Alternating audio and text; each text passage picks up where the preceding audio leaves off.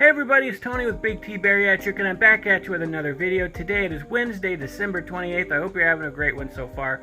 What I want to do today is react to a channel called PragerU. I don't know if you've heard of them. They have over 3 million subscribers, and while they do lean a little more conservative, they have a video out called How the Government Made You Fat, and so I just want to check this out and react to it and see what kind of information they have here. So I'm going to start it right now.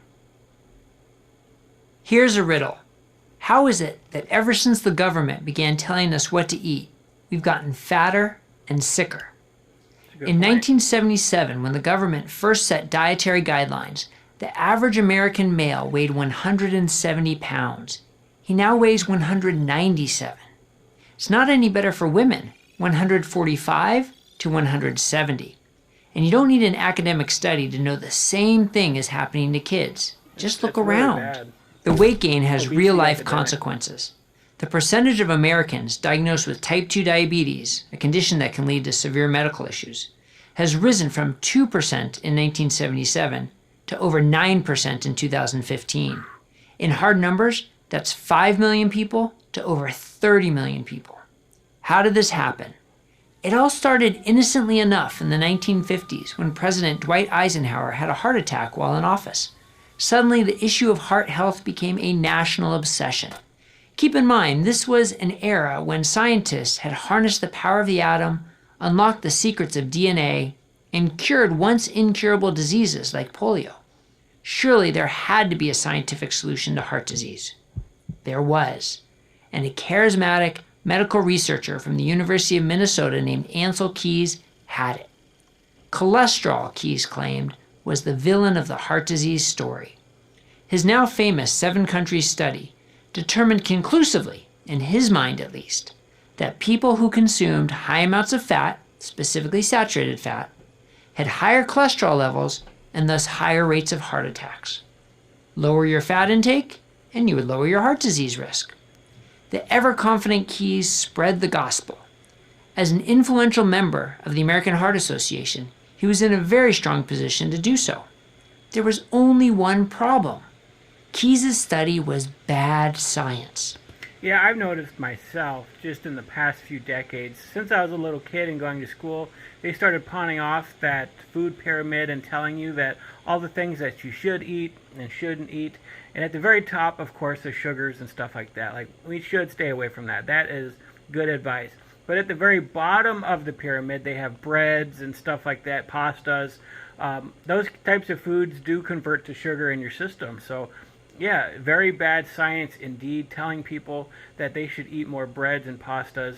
And in the middle is vegetables. And close to the top of what you should avoid is meats, because meats have fat in them naturally. But there's still a lot of correlation that they're still researching today that they haven't gotten to the bottom of. So let's continue.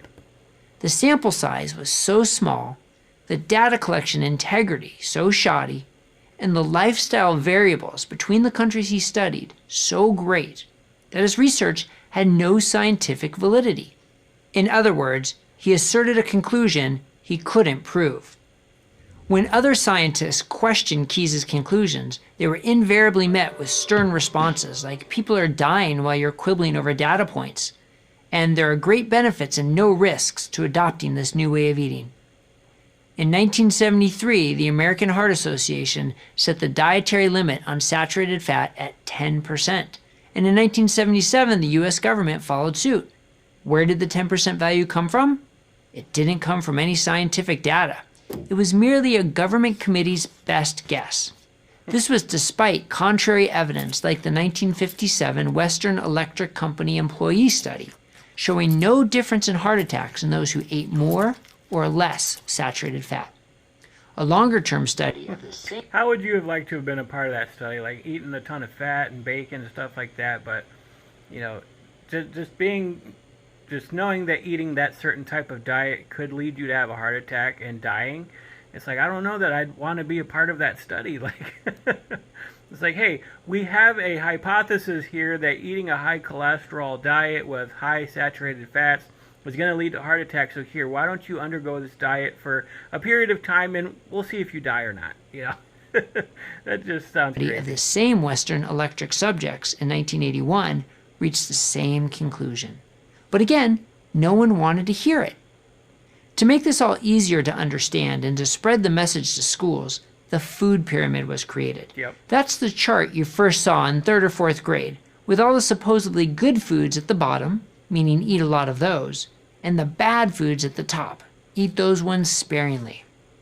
What our kids are fed in school, what our military troops are fed on bases, what sick people are fed in hospitals, what crops we plant, and how we raise our cattle are all predicated on this deceptive nutritional concept.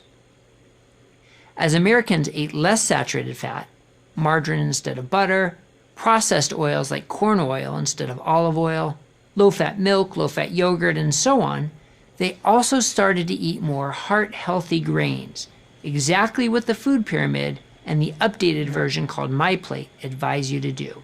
I mean, even when you go into the grocery store and you buy cereal, and the cereal is full of sugar and fat and stuff like that, they make it sound like it's really healthy for you. They slap that heart healthy label on it, and you think, hey, I'm getting my grain in, even though this has 20 grams of sugar in it, and I should only have a small portion of it. Instead, you're having a huge bowl of it.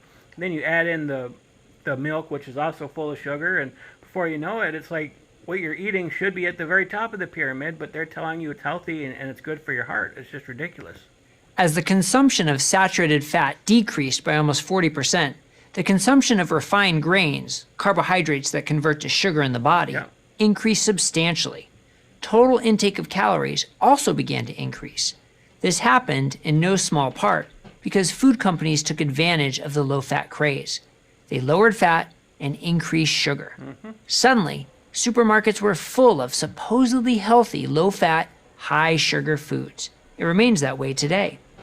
Foods that are high in sugar stimulate reward centers in the brain and leave us wanting more. Thus, the famous line about potato chips, bet you can't eat just one. And that's so true, too. You know, I was talking about yogurt before and how I thought I was buying healthy yogurt to go part of my diet, and then I just couldn't stop eating it because they pump sugar in it. Chips are the same exact way. They pump a ton of sugar into the chips. Any kind of grains and just stuff like that, it's all sugar, and you just cannot stop eating it. And so it rewards the pleasure centers of your brain, and then before you know it, you adapt a food addiction to certain things, thinking that you're eating healthy when really you're not. The end result is a fatter population with greater and greater health issues, like type 2 diabetes, a problem that's getting worse, not better. How do we get ourselves out of this spiral? There are many answers. For some, it's a low-carb, high-fat diet. For others, it's a Mediterranean diet. For some, it's vegetarianism. For others, it might be something else. You need to find the best solution for you. And that's really the point. We need to take responsibility for our own health. If the food pyramid has taught us one thing, it's this. Don't rely on the government to take care of you. I'm Dr. Brett Scher, cardiologist for Prager University. All right, and that's the clip. Make sure I got it off there. I did a video on the #1 cause for obesity not too long ago. It didn't get a lot of views, but if you want to go back and watch it, go ahead and do so.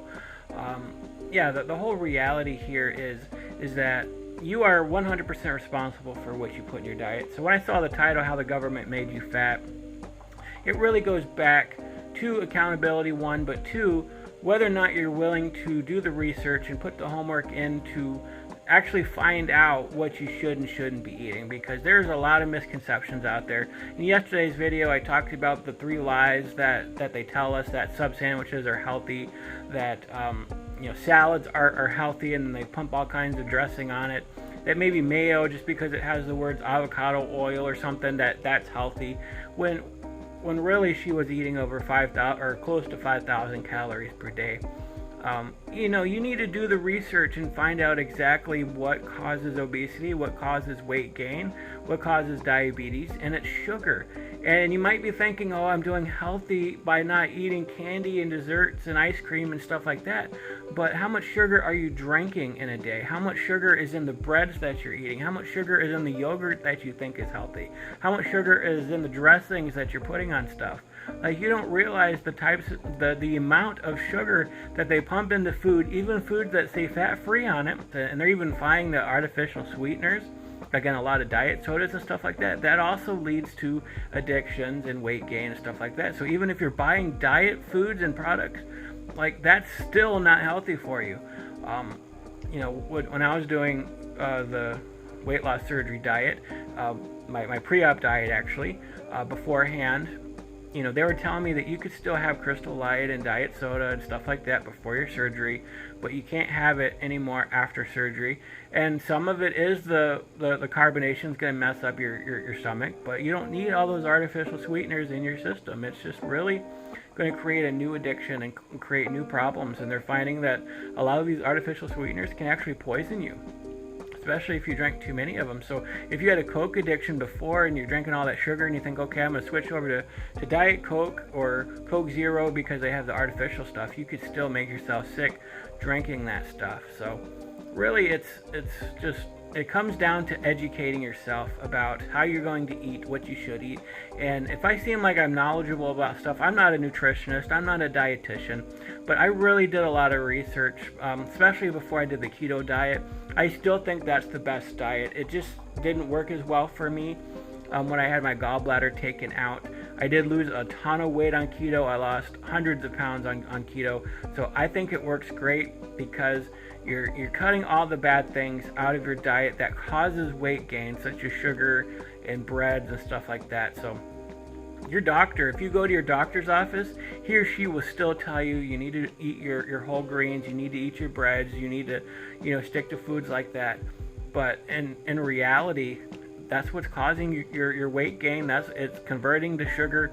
It's still feeding the reward centers of your brain, and you're going to have a hard time getting over a food addiction by eating that stuff. That's why the best thing to do is bite the bullet and do a keto type diet. It doesn't have to be full keto. It can be a low carb, high fat diet, or even just a low carb diet in general. You don't have to go high fat. But what it does is when your body starts detoxing after doing keto, you go through that withdrawal for about 2 or 3 days. It sucks. They call it the keto flu. But once you're over it, and you feel like $1,000,000 and you feel great and you start dropping weight like crazy. So, that's what you're going to have to do. You're going to have to get over your body's reliance on sugar in order to get over your obesity and to start losing weight. So anyways, that's my video for today. I hope you really enjoyed it and learned something from it. I will talk to you guys later. Have a great day. God bless you.